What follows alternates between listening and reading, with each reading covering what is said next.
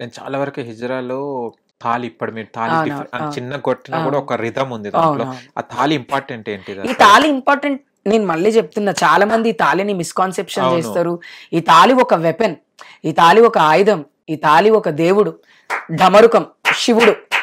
శివ ధ్వని అంటే ఎవరు? శబ్దం అంటే శబ్దం. శివుడే. అవును. శబ్దం పుట్టిందే శివుడి వల్ల. అవునా? ఈ శబ్దము ఏంటి అంటే మన ఆపదలో ఉన్నప్పుడు కాపాడుతుంది. చాలా మంది డబ్బులు అడుక్కోవడానికి చప్పట్లు కొట్టరు, డబ్బులు తీసుకున్నాక ఆ దేవుడు నిన్ను చల్లగా చూస్తారని 3 చప్పట్లు కొడతారు. అచ్చా అచ్చా. భగవాన్ తెర భరాకరేగా అంటే నువ్వు మంచిగా ఉండాలా, నువ్వు సంతోషంగా ఉండాలా, నీకే ఏది కాకుండా ఉండాలని 3 చప్పట్లే కొడతారు. ఎక్కువ చప్పట్లు ఎవరి మీద కొడతాం? ఎవడన్నా నిన్ను బూతు తిడితేనో, లేకపోతే నువ్వు మొగోడు అంటోనో, ఏదో నన్ను కొట్టడానికి వస్తే నా కొడక నువ్వు నన్ను ఎందుకు రా కొడతావు అని గట్టిగా చప్పట్లు కొడతావు. అక్కడ ఏం చేస్తుంది? ఆ చప్పట్లు వాడి మైండ్ డైవర్ట్ చేసి వాడిని కంట్రోల్ చేస్తుంది. డబ్బులు ఇచ్చిన వాళ్ళకి దీవెనిచ్చేటప్పుడు ఉపయోగపడుతుంది. ఏదన్నా చాలా కష్టాలలో ఉన్నప్పుడు, ఏదన్నా ఒక నలుగురు కొట్టడానికి వచ్చినప్పుడు, ఎవరైనా రౌడీ షీటర్లు ఎవరైనా మన మీదకి వచ్చినప్పుడు, లేకపోతే సొసైటీ తల్లిదండ్రులు కూడా కొన్నిసార్లు మనం చంపేయడానికో అన్నదమ్ములు కొట్టడానికి వచ్చినప్పుడు చప్పట్లు కొడితే వాళ్ళు జస్ట్ వాళ్ళ మైండ్ అట్లా ఆపేస్తారు. దేవుడు వాళ్ళని ఆపేస్తాడు. ఆ సౌండ్ అంత పాజిటివ్, అంత పవర్ ఇస్తుంది అనమాట. శివుడి డమరుకనాదానికి ఎంతైతే పవర్ ఉంటుందో అంతే ఈ తాళికి కూడా ఉంటది. ఈ తాళి మంచికే వాడాలా, అది జనాలకు తెలియదు. నేను తాళి అసలు ఎవరు ఒక మనిషి మీద తాళి కొట్టకూడదు. కొట్టడం అనేది చాలా రేర్. పెద్ద పెద్దోళ్ళు ఉన్నారు ఇప్పుడు మా దగ్గర 90 సంవత్సరాలు 98 సంవత్సరాలు బతికిన హిజ్రాలు ఉన్నారు కదా, వాళ్ళు అంత ఈజీగా తాళి కొట్టారు. ఎందుకంటే తాళి అంటే ఏందో వాళ్ళకి తెలుసు, ఇప్పుడో తెలియదు. డాన్స్ ఆడినా చప్పట్లే, ఎవరైనా తిట్టడానికి వచ్చినా చప్పట్లే, ఎంటర్టైన్మెంట్ కి చప్పట్లే. అది తప్పు. చప్పట్లు, ఈ తాళి అనేది సాక్షాత్తు శ్రీరామచంద్రుడు ఇచ్చినటువంటి వరంలో ఇది కూడా ఉంది. మీ శబ్ద ధ్వని చేత మీరు గుర్తింపబడతారు. గుర్తింపబడుతున్నామా? ఇది కొట్టిన వాళ్ళనే కొజ్జోళ్ళు అంటారు. ప్యాంట్ షర్ట్ మీద ఉన్న వాడు ఏంటి తేడాగాడు కొడుతుండు అనే అంటాం. కాబట్టి ఈ శబ్దానికి అంత ఉంది. దీన్ని మిస్యూజ్ చేయొద్దు ఎవరు. ఇప్పుడు అర్ధరాత్రి రోడ్డు మీద నేను ఇక్కడ నిలబడ్డా, నా ఇంటికి రోడ్డుకి ఒక 2 కిలోమీటర్స్ దూరం ఉంది. మొబైల్స్ లేవు మన దగ్గర. నాకు నా పైన ఒక అత్యాచారం జరుగుతుందో, లేకపోతే నన్ను ఒక నలుగురు వచ్చి కొడుతుర్రో, ఏదో చేస్తుర్రో, నన్ను గుంజుకోబోతుర్రో, ఏదో చేస్తున్నప్పుడు నేను చప్పట్లు కొడితే నా కమ్యూనిటీ, నా దగ్గరలో ఉన్న వాళ్ళకి వినపడి వాళ్ళు నన్ను వచ్చి సేవ్ చేస్తారు. ఇలా వాడేటోళ్ళం చప్పట్టుని. ఇది దీని చరిత్ర. ఇదంతా ఇప్పుడు ఏం లేదు, కొట్టడం. కానీ చప్పట్లు చాలా మంచి శకునం. ఇప్పుడు నువ్వు బాగా గమనించు, పురాణాల్లో చెప్తారు హర్షం ఎట్లా వ్యక్తం చేస్తాం. చిన్నపిల్లలు మాట్లాడి ఆమె హ్యాపీ అని చెప్తారు, వాడు చప్పట్లు కొడతాడు. వాడికి నేర్పించారు ఎవరైనా చప్పట్లు కొట్టడం అని. ఈ చప్పట్టుకు కూడా అంతే పవర్ ఉంటుంది. So this is the power of clap. అంతే తప్ప ఈ క్లాప్ ని ఏదో పిచ్చి పిచ్చిగా దీనికి వాడతాం. క్లాప్ అనేది భగవంతుడు. ఈ క్లాప్ మనం ఇప్పుడు నువ్వు ఏదన్నా గుడిలో పోయి నువ్వు ఒక 10 రూపాయలు ఉండిలేస్తే దేవుడి వాణి నీకు వినిపిస్తుందా? నువ్వు చల్లగుండా వినిపించదు. కానీ ఒక కొజ్జోడు పైసలు తీసుకోగానే ఏమంటాడు? ఒక హిజ్రా గాని, ఒక కొజ్జోడు అనేది బూతు కాదు. నేను మళ్ళీ చెప్తున్నా, దీన్ని ఎవరు బూతుగా తీసుకోవద్దు. దీన్ని ఒక గౌరవప్రదమైన వర్డ్ గానే తీసుకోవడం కోసం మేము ఇక మీద పోరాటం కూడా స్టార్ట్ చేస్తాం. ఖచ్చితంగా దీన్ని నేను పరిగణనలోకి తీసుకుంటాం. మా కమ్యూనిటీ వాళ్ళం మనం నువ్వు నాకు 10 రూపాయలు ఇంకనే ఆ దేవుడు నిన్ను చల్లగా చూడని అంటే దేవుడికి మనిషికి మధ్యన నిలబడ్డా నేను. ఎంత స్పిరిచువాలిటీ ఉంటే నేను మధ్యలో నిలబడతా అనేది కూడా సొసైటీ అర్థం చేసుకోవాలి. కానీ ఇంకొకటి పాకిస్తాన్ లో చూస్తే ఖాజా సరాయ్ అని, ఖాదా షరీ అని ఉంటది. ఇప్పుడు మనం రీల్స్ లో చూస్తున్నాం. వాళ్ళు మ్యారేజెస్ లో గానీ వాళ్ళకి కానీ చాలా ఇంపార్టెన్స్ ఇచ్చి పిలిపిస్తారు. అండ్ వాళ్ళు చూస్తే కూడా అమ్మాయిల కన్నా ఎక్కువ బాగుంటది. ఉంటది అక్కడ రెస్పెక్ట్ చాలా ఉంది. మన దగ్గర అది లేదు. మన దగ్గర కొంతమందికే లేదు, మిగతా వాళ్ళకు ఉంది, చాలా ఉంది. ఓల్డ్ సిటీలో కొంతమంది ఉంటారు పెద్దవాళ్ళు, నిజాం సర్కార్ కాలం నుంచి ఉంటున్నటువంటి హిజ్రాలు ఉన్నారు. వాళ్ళు పోతే నువ్వు నమ్ముతావు, పొలిటీషియన్స్ కూడా లేచి వాళ్ళ ఇంటికి పోయి వాళ్ళ ముందు కూర్చోకుండా కింద కూర్చొని మాట్లాడొచ్చు అంత ఉంది వాళ్ళకి.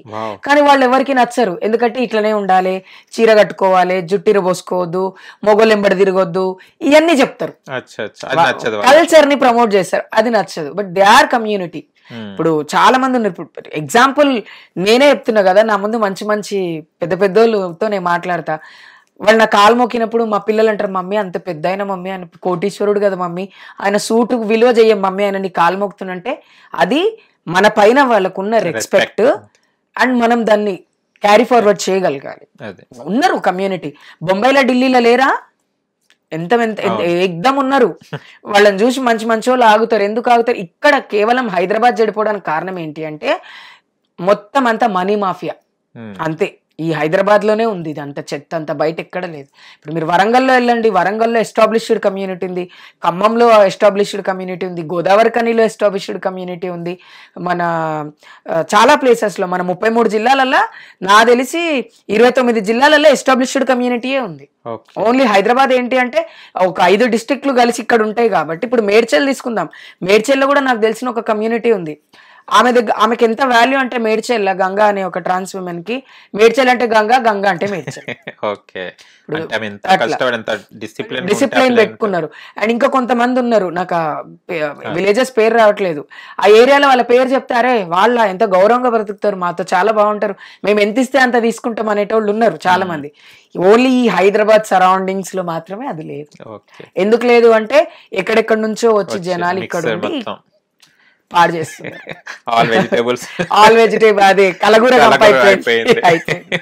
అట్లా కావడం వల్ల.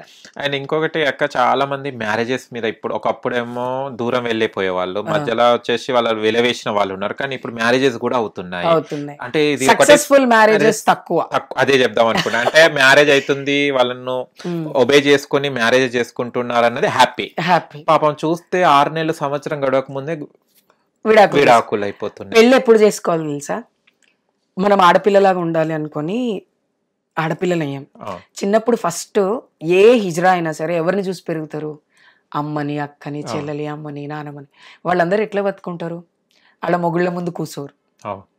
టీవీ చూడాలనుకుంటే కూడా కిచెన్ లో ఒక మూల నుంచి తలకాయ బయటకు వచ్చి ఉంటది. భర్త కాళ్ళ మీద కాలేసుకొని ఆ బ్లాక్ అండ్ వైట్ టీవీ చూసే కాలం నుంచి మనం వీడికి వచ్చినాం. అవునా? ఏదన్నా సినిమాలు చూడాలన్నా ఇంకేదన్నా చూడాలన్నా సరే, అయ్యా కొంచెం టీవీ పెట్టరా, అదే మంచి సీరియల్ చూస్తున్నా అని అక్కడ దాకా ఉన్న పేరెంట్స్ ని చూసుకుంటూ మనం ఇక్కడ దాకా వచ్చినాం. పెళ్లి చేసుకోగానే సడన్ గా ఈ ట్రాన్స్ ఉమెన్ మగపిల్లోళ్ళగా బిహేవ్ చేయడం చేసి వాడిని డామినేట్ చేసేటువంటి నేను చెప్పినట్టు వినాలి, నేను చెప్పినట్టు ఉండాలి అంటే ఎంతమంది మొగుళ్ళు అట్లా ఉండగలుగుతారు? నువ్వు పైసలు సంపాదిస్తున్నావు అని చెప్పి నాకంటే ఎక్కువ నువ్వు సంపాదిస్తున్నావని నేను నా లక్షణాన్ని మార్చుకోలేను కదా. అవునా? అదొక ప్రాబ్లం. డామినేషన్ ప్రాబ్లం ఒకటైతే ఫేక్ మ్యారేజెస్ అంటే బండి కోసం పెళ్లి చేసుకునేటోళ్ళు, లగ్జరీ ఆఫ్ లైఫ్ కోసం పెళ్లి చేసుకునేటోళ్ళు, ఇంట్లో పాకెట్ మనీ తక్కువ ఇస్తారు, పబ్బు పోవాలంటే 10,000 కావాలి, బండి కొనాలంటే KTM 4.5 లక్షలు కావాలి. ఇవి ఇచ్చేటోళ్ళు ఎవరున్నారు?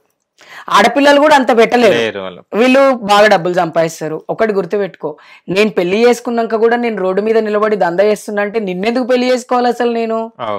నేను పెళ్లి చేసుకున్నాక అది మానేస్తే నువ్వు భర్త ప్లేస్ తీసుకొని నన్ను చూసుకోవాలి తప్ప పెళ్ళైనాక కూడా నేనే నిన్ను చూసుకోవాలి. ఇది ఎక్కడ న్యాయం? ఇది పెళ్ళని ఎట్లా అంటాం? సక్సెస్ఫుల్ మ్యారేజెస్ చాలా తక్కువ ఉంటాయి, ఆ మ్యారేజెస్ బయటికి రావు. ఎగ్జాంపుల్ నేనే.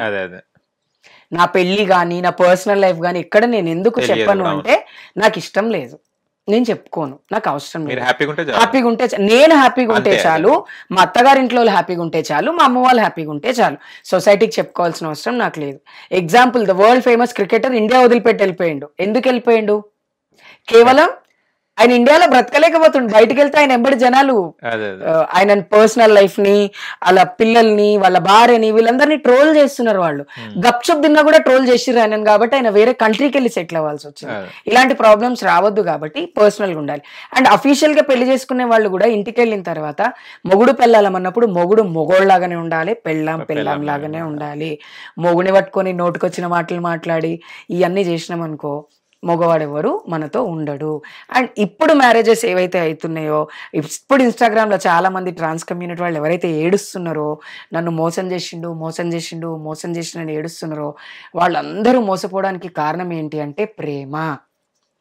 మనము ప్రేమిస్తాం కానీ వాళ్ళు ఓన్లీ మన డబ్బునే ప్రేమిస్తారు, లగ్జరీ ఆఫ్ లైఫ్ కోసము.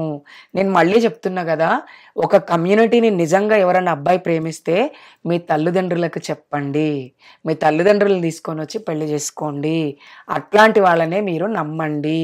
హిట్ టీవీ యాప్, ఇందులో short news, live news, entertainment shows, movies, digital magazines తో పాటు మీ జిల్లా వార్తలను కూడా ఫ్రీగా చూడొచ్చు.